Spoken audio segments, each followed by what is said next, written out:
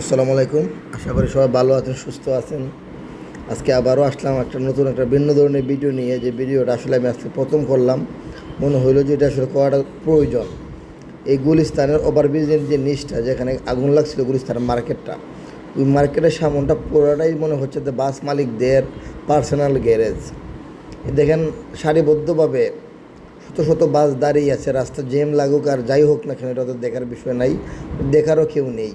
এগুলো কে দেখবে? এগুলো তো সিন্ডিকেট। এখন আপনি আপনি বলতে গেলে কিন্তু বিপদে পড়বেন। কিন্তু আসলে এগুলো তো উৎপাত হচ্ছে মানুষের সাথে। এগুলো আসলে কী বলবো, যে এগুলো মানুষের সাথে অত্যাচার অবিচার হচ্ছে। আর এই রাস্তাগুলোর মধ্যে এত সারি সারি বাস দাঁড়া করা আছে, এগুলোকে কর্তৃপক্ষের নজরে আসে না। এগুলো কি দেখার মতো কেউ নেই? এই সিন্ডিকেটগুলো কবে ভাঙবে? তা এই ভিডিওগুলো যদি ভালো লাগে আপনাকে শেয়ার করে দিবেন, যেহেতু প্রশাসনের নজরে আসে। আর সবাই ভালো থাকবেন, সুস্থ থাকবেন।